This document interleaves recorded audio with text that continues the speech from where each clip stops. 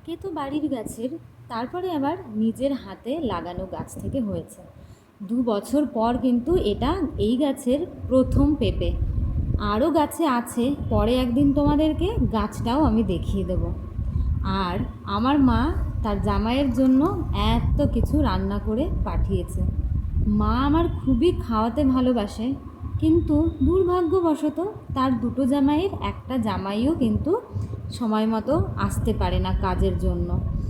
মায়ের এটা খুব বড় একটা আফসোস। তাই সুযোগ পেলেই মা কিন্তু রান্না করে করে পাঠিয়ে দেয় আমার বাড়িতে, যেহেতু আমি কাছে আছি সেই কারণেই। জামাই যেগুলো খেতে পছন্দ করে সেই খাবারগুলোই মা কিন্তু রান্না করে পাঠিয়েছে।